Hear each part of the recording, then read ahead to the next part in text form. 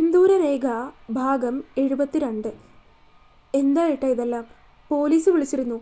ഏട്ടനോട് ഹോസ്പിറ്റലിലേക്ക് ചെല്ലാനാ പറയുന്നത്. ഞാൻ പോകാം. അത് പറഞ്ഞ് കൂടുതൽ സംസാരത്തിന് നിൽക്കാതെ മനു വേഗം തന്നെ കുളിക്കുക പോലും ചെയ്യാതെ ഹോസ്പിറ്റലിലേക്ക് തിരിച്ചു. അവിടെ ആകെ പോലീസ് വളഞ്ഞിരിക്കുകയായിരുന്നു. കാര്യം എന്താണെന്ന് വ്യക്തമായി അറിയില്ലെങ്കിൽ പോലും ഒരു കൂട്ടം ജനപ്രവാഹവും അവിടെ തടിച്ചുകൂടിയിട്ടുണ്ടായിരുന്നു. What is this sir? പെട്ടെന്ന് അങ്ങനെ ഒരു അറ്റ്മോസ്ഫിയർ കണ്ടപ്പോൾ മനുവിന് ദേഷ്യമാണ് തോന്നിയത്. അതുകൊണ്ട് അല്പം പരുക്കമായിട്ട് തന്നെയാണ് അവൻ പോലീസിനോട് ആ ചോദ്യം ചോദിച്ചത്. You are the managing director right? Yes, I am doctor Manavarma. നമുക്കൊന്ന് അകത്തേക്കിരുന്ന് സംസാരിക്കാമോ? ഷുവർ. അത് പറഞ്ഞ് പോലീസ് മേധാവിയും മനുവും അകത്തേക്ക് അവൻ്റെ റൂമിലേക്ക് കയറി. സി, നിങ്ങളുടെ ഹോസ്പിറ്റലിൽ വെച്ച് കഴിഞ്ഞ ദിവസം നടന്ന കിഡ്നി ട്രാൻസ്പ്ലാന്റേഷന് ശേഷം മരിച്ച വ്യക്തിയുടെ പോസ്റ്റ്മോർട്ടം റിപ്പോർട്ടാണിത്. It is clear from this report that was not an organ transplantation failure. അയാളുടെ ശരീരത്തിലേക്ക് ഓവറായിട്ട് കടന്നു ചെന്നിരിക്കുന്ന ഓക്സിജൻ്റെ അളവ് കാരണം മാത്രമാണ് ഈ ഒരു അപകടം സംഭവിച്ചിരിക്കുന്നത്. And the complete responsibility is up to you doctor. May I check that report? Yes. അയാൾ പറഞ്ഞതും മനു മുന്നിലിരിക്കുന്ന ടേബിളിൻ്റെ മുകളിൽ നിന്നും റിപ്പോർട്ട് എടുത്ത് വായിച്ചു. അയാൾ പറഞ്ഞതുപോലെ തന്നെ ഓക്സിജൻ്റെ അളവ് കൂടിപ്പോയത് കൊണ്ടാണ് അയാൾക്ക് മരണം സംഭവിച്ചിരിക്കുന്നത്. Sir, we can check the CCTV visuals. Manu പറഞ്ഞതും പോലീസുകാരത് സമ്മതിച്ചുകൊണ്ട് CCTV ഓപ്പറേറ്റ് ചെയ്യുന്ന റൂമിലേക്ക് പോയി.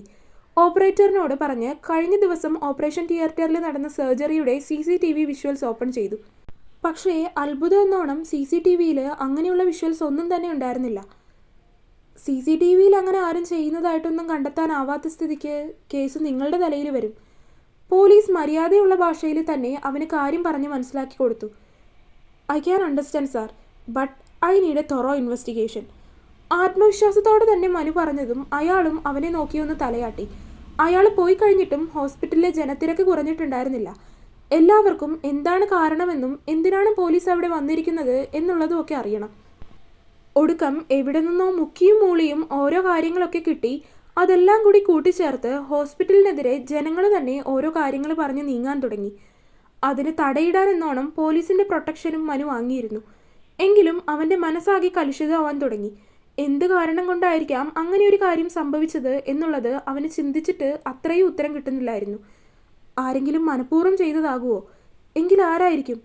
എന്തിനു വേണ്ടിയായിരിക്കും ഇങ്ങനെ ഒരു ക്രൂരത ചെയ്തത്? അങ്ങനെയുള്ള ഒരുപാട് തരത്തിലുള്ള ചോദ്യങ്ങൾ അവൻ്റെ ഉള്ളിൽ നിറഞ്ഞു പൊന്തി. പെട്ടെന്ന് ഈ കാര്യങ്ങളെല്ലാം സിറിൽ സാറിനെ വിളിച്ചൊന്ന് പറഞ്ഞു നോക്കാമെന്ന് കരുതി അവൻ അയാളെ വിളിച്ചുവെങ്കിലും അയാൾ ഫോൺ എടുക്കുന്നുണ്ടായിരുന്നില്ല. അങ്ങനെ ആ ദിവസം മുഴുവൻ ഈ കാര്യത്തിൻ്റെ നൂലാമാലകളൊക്കെ ആയിട്ട് ഹോസ്പിറ്റലിലും സ്റ്റേഷനിലുമൊക്കെ പോകേണ്ടി വന്നു. അങ്ങനെ രാത്രി വീട്ടിലേക്ക് ഡ്രൈവ് ചെയ്ത് പോകുമ്പോൾ വീട്ടിലേക്കുള്ള ഇടവഴി കയറിയപ്പോഴാണ് പെട്ടെന്ന് മുന്നിലായി ആരോ ഉള്ളതുപോലെ അവന് തോന്നിയത്. അത്യാവശ്യം നല്ല രീതിയിൽ മഴ പെയ്യുന്നത് കൊണ്ട് തന്നെ കാഴ്ച അല്പം ദുഷ്കരം തന്നെയായിരുന്നു. അതുകൊണ്ട് മുന്നിലുള്ളത് എന്തെങ്കിലും വസ്തുവാണോ അല്ലെങ്കിൽ ആരെങ്കിലും ആണോ എന്ന് അവന് തിരിച്ചറിയാനാവുന്നില്ലായിരുന്നു. പക്ഷേ കാർ അടുത്തേക്ക് വന്നപ്പോൾ തന്നെ ഉറക്കെ ശബ്ദമുണ്ടാക്കി റോഡിലേക്ക് വീണപ്പോൾ അവന് മനസ്സിലായി അതൊരു പെൺകുട്ടിയാണെന്ന്. ചുറ്റും നോക്കിയപ്പോൾ ആരെയും കാണുന്നില്ല, വണ്ടികളും വരുന്നില്ല. വേഗം തന്നെ കാറിൽ നിന്നിറങ്ങി അവൻ അവളെ പോയി നോക്കി. റോഡിലേക്ക് കമിഴ്ന്നായിരുന്നു അവൾ കിടന്നിരുന്നത്. പക്ഷേ അവളെ എടുത്ത് തിരിച്ചു നോക്കിയപ്പോഴേക്കും അവൻ ഒന്നാകെ ഞെട്ടിപ്പോയിട്ടുണ്ടായിരുന്നു. അനവദ്യ. അവൻ്റെ ചുണ്ടുകൾ ആ പേര് മൊഴിഞ്ഞു. അവളുടെ മുഖമാകെ അവൻ്റെ കണ്ണുകൾ പാഞ്ഞു നടന്നു. ആകെ തളർന്നതുപോലെ കിടക്കുകയാണ് അവൾ. ബോധമില്ല. അവൻ വേഗം തന്നെ അവളെ കൈകളിൽ കോരിയെടുത്ത് കാറിലേക്ക് കിടത്തി ഹോസ്പിറ്റലിലേക്ക് കൊണ്ടുപോയി. ആദ്യ പരിശോധനയിൽ തന്നെ അവളെ ആരോ ക്രൂരമായി റേപ്പ് ചെയ്തിട്ടുണ്ട് എന്ന് മനസ്സിലായി. മനു ചങ്ക് തകർന്നെന്ന പോലെ നിന്നുപോയി. ദേഹത്ത് അങ്ങിങ്ങായിട്ട് ഒരുപാട് മുറിവുകൾ ഉണ്ടായിട്ടുണ്ട്. അതുകൂടിയായതും ശരിക്കും മനു ആകെ തളർന്നു.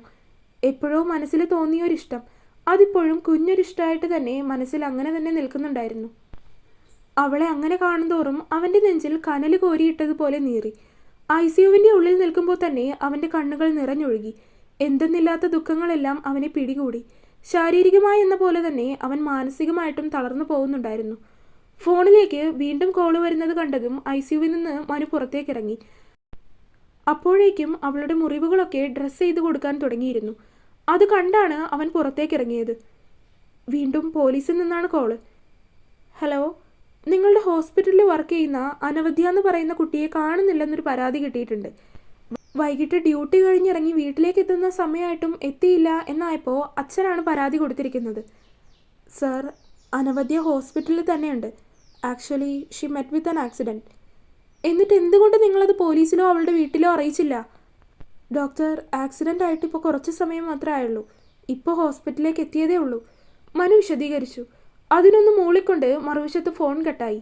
തലയ്ക്ക് കൈതാങ്ങിക്കൊണ്ട് അവൻ ഹോസ്പിറ്റലിൻ്റെ വരാന്തയിലിരിക്കുന്ന കസേരയിലേക്കിരുന്നു. സാർ, ആ കുട്ടിക്ക് നല്ല ടെമ്പറേച്ചറാണ്. പൂർണ്ണമായിട്ട് ഉറങ്ങി പോകുന്നില്ല ആ കുട്ടി. ഒരു സെഡേഷൻ കൊടുക്കാൻ മടിച്ചാണ് ഒരു നേഴ്സ് വന്ന് അവനോടത് ചോദിച്ചത്. അവൻ സമ്മതം പറഞ്ഞതും അവർ തിരികെ അകത്തേക്ക് തന്നെ കയറിപ്പോയി. അകത്തേക്ക് പോയി കഴിഞ്ഞതും മനു തലയിൽ കൈതാങ്ങി മനു അവൻ്റെ തലമുടിയിലൂടെ ഒന്ന് കോർത്തു വലിച്ചു.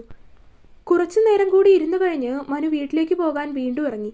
2 ദിവസങ്ങൾ കൊണ്ട് തന്നെ അവൻ്റെ ശരീരം ആകെ പകുതിയായതുപോലെ ആയിരുന്നു. താടിയൊക്കെ ആവശ്യത്തിലധികം വളർന്നിരുന്നു. ആകെ ഒരു പരിഭ്രാന്തി പിടിച്ച അവസ്ഥ. പിറ്റേ ദിവസം അനുവിന് ബോധം വന്നപ്പോൾ പോലീസ് എത്തിയിരുന്നു. അതിനുള്ളിൽ തന്നെ അവൾ റേപ്പ് ചെയ്യപ്പെട്ടിട്ടുണ്ട് എന്ന കാര്യം ഡോക്ടേഴ്സ് പോലീസിനോടും പറഞ്ഞിരുന്നു. ഇൻഫർമേഷൻ കളക്ട് ചെയ്യാനെന്ന് പറഞ്ഞ് അവൾക്ക് ബോധം വന്നപ്പോൾ തന്നെ പോലീസ് അകത്തേക്ക് കയറിയിരുന്നു. പറയൂ, ഇന്നലെ എന്താണ് സംഭവിച്ചത്? പോലീസ് അവളോട് ചോദിച്ചുകൊണ്ടിരിക്കുന്ന സമയത്താണ് മനു അങ്ങോട്ടേക്ക് കയറി വന്നത്. അവൻ അകത്തേക്ക് കയറി വന്നപ്പോൾ തന്നെ എല്ലാവരുടെയും ശ്രദ്ധ അവൻ്റെ നേർക്കായി. ഇയാളാണ് എന്നെ ഇങ്ങനെ ആക്കിയത്. അവനെ കണ്ട ഉടനെ തന്നെ ഭ്രാന്ത് പിടിച്ചതുപോലെ അനവധി ഉറക്കെ വിളിച്ചു പറഞ്ഞു. അവൻ എന്താണ് പറയുന്നതെന്ന് മനസ്സിലാക്കാൻ സാധിക്കാതെ എല്ലാവരും പരസ്പരം നോക്കി. നിങ്ങൾക്ക് ആളെ മാറിയതാവും. നോ, ഇയാളാണ്, ഡോക്ടർ മാനവർമ്മയാണ് എന്നെ ഇങ്ങനെ ആക്കിയത്. രണ്ടാമതും അവൾ അങ്ങനെ തന്നെ പറഞ്ഞതും എല്ലാവരും ഞെട്ടലോടെയായിരുന്നു അവനെ നോക്കിയത്. അപ്പോൾ എങ്ങനെയാണ് ഡോക്ടർ, പോയാലോ? പോലീസ് വന്ന് ഒരുതരം പുച്ഛം കലർന്ന രീതിയിലായിരുന്നു അവനോടത് ചോദിച്ചത്. അവൻ ഞെട്ടലോടെ അയാളുടെ മുഖത്തേക്ക് നോക്കി. എന്തെങ്ങനെ ചെയ്യണം എന്നറിയില്ല. തനിക്ക് ചുറ്റുമുള്ള ഭൂമി തലകീഴായി മറിയുന്നത് പോലെയാണ് അവന് തോന്നിയത്. കുറച്ച് സമയം കൊണ്ട് തനിക്ക് ചുറ്റുമുള്ള കാര്യങ്ങളൊക്കെ ആകെ മാറി മറിയുന്നത് പോലെ. അവനുമായി അവർ പോലീസ് സ്റ്റേഷനിലേക്ക് പോകുമ്പോൾ അവൻ അവരോട് താനല്ല ചെയ്തതെന്നും ഉണ്ടായ കാര്യങ്ങളും പറഞ്ഞു മനസ്സിലാക്കാൻ ശ്രമിച്ചു. എങ്കിലും അമ്പിനും വില്ലിനും അടുക്കില്ല എന്ന മട്ടായിരുന്നു പോലീസുകാർക്ക്. പിറ്റേ ദിവസം രാവിലെ ഉണ്ണിയായിരുന്നു മനുവിനെ ജാമ്യത്തിലിറക്കാൻ വന്നത്.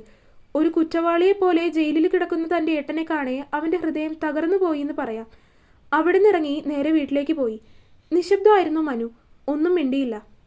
കാറിൻ്റെ വിൻഡോ സീറ്റിലൂടെ പുറത്തേക്ക് നോക്കിയിരിക്കുന്ന അവനെ കാണെ ഒരു നിമിഷം ഉണ്ണിക്ക് ഭയമാണ് തോന്നിയത്. വീട്ടിലെത്തി ആരോടും ഒന്നും മിണ്ടാതെ മനു നേരെ തൻ്റെ മുറിയിലേക്ക് കയറി പോവുകയാണ് ചെയ്തത്. അന്ന് വൈകിട്ട് വന്ന ടെസ്റ്റ് റിസൾട്ടിൽ അനവധിയുടെ ശരീരത്തിൽ നിന്ന് കിട്ടിയ സെമൻ മനുവിൻ്റേതല്ല എന്ന് തെളിഞ്ഞു. എങ്കിലും ആ കുറച്ചു സമയം കൊണ്ട് തന്നെ കാട്ടുതീ പോലെ ഡോക്ടർ മാനവ് വർമ്മ ഹോസ്പിറ്റലിലെ ഒരു നഴ്സിനെ റേപ്പ് ചെയ്തു എന്ന കാര്യം പടർന്നു. അത് പല രീതിയിൽ വ്യാഖ്യാനിക്കപ്പെട്ടു. എല്ലാവർക്കും പല അഭിപ്രായങ്ങൾ. അത്രനാളും സമൂഹത്തിൽ തിളങ്ങി നിന്ന ഡോക്ടർ മാനവർമ്മയെ എല്ലാവരും ചേർന്ന് കരിവാരി തേച്ചു. പിന്നീട് പൈസയുടെ ബലത്തിൽ മാത്രം അങ്ങനെയൊരു കേസ് തേച്ചു മാച്ചു കളഞ്ഞു. എങ്കിലും ആരാണ് അവളെ ഉപദ്രവിച്ചതെന്നോ എങ്ങനെയാണ് ഉപദ്രവിച്ചതെന്നോ ചോദിച്ചാൽ അവൾക്കതിന് ഉത്തരം ഇപ്പോഴും ഇല്ല. ഇപ്പോഴും ഈയൊരു കാര്യം ചോദിച്ചാൽ അവൾ മാനവിൻ്റെ പേര് തന്നെ പറയും. അവിചാരിതമായ രീതിയിൽ അവളുടെ ദേഹത്ത് നിന്ന് അവൻ്റേതായിട്ടുള്ള ഒരു വിരലടയാളം പോലും ലഭിച്ചില്ലെന്നത് മറ്റൊരു സത്യം. കിഡ്നി ട്രാൻസ്പ്ലാന്റ് ചെയ്തപ്പോൾ ഉണ്ടായ പിഴവിലെ കുറ്റക്കാരൻ ആരാണെന്ന് കണ്ടുപിടിക്കാനാവാത്തത് കൊണ്ട് കേസ് വന്നത് ഹോസ്പിറ്റലിൻ്റെ നേർക്കാണ്. എങ്കിലും അതിൻ്റെ ഫുൾ ഓണർഷിപ്പ് മനുവിനായതുകൊണ്ട് അവനത് ഏറ്റെടുത്തു. കേസ് തെളിയിക്കാനായില്ലെങ്കിലും കുടുംബത്തിൻ്റെ മുഴുവൻ ചിലവുകളും അവൻ ഏറ്റെടുത്തു. കുട്ടികളുടെ വിദ്യാഭ്യാസം അടക്കം അവൻ അവർക്കൊരു പുതിയ വീട് വെച്ച് നൽകാം എന്നും വാഗ്ദാനം നൽകി. അങ്ങനെ അവർ കേസിൽ നിന്ന് പിന്മാറി. മനു പറഞ്ഞു നിർത്തിയതും അമ്മാളും അവൻ്റെ മുഖത്തേക്ക് തന്നെ നോക്കിയിരിക്കുകയായിരുന്നു. അവളുടെ കണ്ണുകൾ നിറഞ്ഞൊഴുകിയിരുന്നു. ഒന്നും പറയാനാവാത്തതുപോലെ അവളുടെ തൊണ്ടക്കുഴിയിൽ ഗദ്ഗതം തിങ്ങി നിറഞ്ഞു. തുടരും. അപ്പോൾ കുറച്ച് പാർട്സായിട്ട് നിങ്ങളുടെ ഒരുപാട് പേരുടെ കമൻസ് ഞാൻ കാണുന്നുണ്ട്. പക്ഷേ എനിക്ക് റിപ്ലൈ തരാനുള്ള ഒരു ടൈമില്ല. എങ്കിലും ചിലവരുടെയൊക്കെ കാണുമ്പോൾ ക്ലിക്ക് ചെയ്ത് ഞാൻ വോയിസ് ആയിട്ട് റിപ്ലൈ അയക്കാറുണ്ട്. എങ്കിലും അത് കിട്ടാത്തവർക്ക് നിങ്ങൾ ചോദിച്ച കാര്യങ്ങൾക്കുള്ള ഉത്തരം ഞാൻ ഈ ഒരു വീഡിയോൻ്റെ എൻഡിൽ ആഡ് ചെയ്യാമെന്ന് വിചാരിച്ചു. നിങ്ങൾ ഏറ്റവും കൂടുതൽ ചോദിച്ച കാര്യം ഞാൻ ജോലിക്ക് പോയി തുടങ്ങിയിട്ട് എങ്ങനെയുണ്ടെന്നായിരുന്നു. ജോലിക്ക് നല്ല സുഖമായിട്ട് തന്നെ പോകുന്നു. ബിക്കോസ് ഓൾറെഡി ഞാനൊരു ടീച്ചറായിരുന്നു. അതെന്ന് വെച്ച് കഴിഞ്ഞാൽ ഞാൻ ട്യൂഷൻ എടുക്കുന്നുണ്ടായിരുന്നു. അപ്പോൾ ടീച്ചറായിട്ടുള്ള ഒരു റോൾ എനിക്ക് പെർഫെക്റ്റ്ലി ഫിറ്റാണ്. അതുകൊണ്ട് എനിക്ക് വേറെ ബുദ്ധിമുട്ടുകളൊന്നും അവിടെ തോന്നുന്നില്ല. എല്ലാം നല്ല രീതിയിൽ തന്നെ പോകുന്നു. പിന്നെ സ്റ്റോറിയുടെ ലെങ്ത്ത് കുറവാണ്, ലെങ്ത്ത് ഇത്തിരിയും കൂടി കൂട്ടണമെന്ന് പറഞ്ഞിട്ടുണ്ടായിരുന്നു അടുത്ത കമൻറ്റിൽ. പക്ഷേ ഞാൻ പറഞ്ഞല്ലോ, ഒരു അസിസ്റ്റൻറ്റ് പ്രൊഫസർ എന്നുള്ള ജോലി എനിക്ക് ആദ്യമാണ്. അപ്പോൾ അതിൻ്റേതായിട്ടുള്ള കുറച്ച് തിരക്കുകളുണ്ട്, ചെറിയ ചെറിയ ബുദ്ധിമുട്ടുകളുണ്ട്. അപ്പോൾ അങ്ങനത്തെ കാര്യങ്ങളൊക്കെ എനിക്ക് ജോലി സ്ഥലത്ത് പോയി കഴിഞ്ഞ് കഴിഞ്ഞാൽ ഫോൺ അധികം യൂസ് ചെയ്യാനൊന്നും പറ്റില്ല. തിരിച്ച് വന്നിട്ടുള്ള ആ ഒരു കുറച്ച് ടൈം 6 o'clock ആവും ഞാൻ തിരിച്ചെത്തുമ്പോൾ. ആ ഒരു കുറച്ച് ടൈമിലാണ് എനിക്ക് ചെയ്യാൻ പറ്റണത്. അപ്പോൾ പിന്നെ പറയുകയാണെങ്കിൽ 6 to 7:30 എനിക്ക് ട്യൂഷൻ ഉണ്ട്, പിന്നെ 8 to 9 എനിക്ക് ഓൺലൈൻ ക്ലാസ് ഉണ്ട്. അത് കഴിഞ്ഞിട്ടുള്ള കുറച്ച് ടൈമിലാണ് ഞാൻ ഈ ഒരു സ്റ്റോറി എഴുതുന്നതും റെക്കോർഡ് ചെയ്യുന്നതൊക്കെ. പിന്നെ മോസ്റ്റ്ലി ഞാൻ ശനി ഞായർ കിട്ടുമ്പോൾ ആ ദിവസങ്ങളിൽ ഒരാഴ്ചത്തേക്ക് വേണ്ടിയിട്ടുള്ളത് റെക്കോർഡ് ചെയ്യുകയാണ് പതിവ്. അപ്പോൾ ഇത്രയും എഫേർട്ട് എടുത്തിട്ടാണ് ഞാൻ ഈ സ്റ്റോറി റെക്കോർഡ് ചെയ്യുന്നതും കാര്യങ്ങളൊക്കെ കൊണ്ടുപോകുന്നതും. അപ്പോൾ ഡെയിലി പാർട്ട് ഞാൻ അപ്ലോഡ് ചെയ്യുന്നുണ്ട്. ഇനി നിങ്ങൾക്ക് ലെങ്ത്ത് കൂടുതലായിട്ട് വേണമെന്നുണ്ടെങ്കിൽ ഒന്നില്ലെങ്കിൽ ഡെയിലി ഉള്ള പാർട്ട് എന്നുള്ളത് ഞാൻ കുറച്ച് 1 ഡേ ഗ്യാപ്പിൽ, അതായത് 1.5 ഇടവിട്ട് 1.5 ദിവസം വെച്ചിട്ട് തരും. അതായത് ഒരു ദിവസം നിന്നാൽ പിറ്റേ ദിവസം ഉണ്ടാവില്ല, അങ്ങനെ വല്ലതുമാണെങ്കിൽ ഓക്കെ ആയിരിക്കും. പക്ഷേ എല്ലാ ദിവസവും പാർട്ട് വേണം, എല്ലാ ദിവസവും 15-20 മിനിറ്റുള്ള പാർട്ട് വേണമെന്ന് പറഞ്ഞു കഴിഞ്ഞാൽ എനിക്ക് ബുദ്ധിമുട്ടായിരിക്കും. അതുകൊണ്ടാണ് ഞാൻ റെക്കോർഡ് ചെയ്യാൻ ടൈം കിട്ടണില്ല, അതുകൊണ്ടാണ്.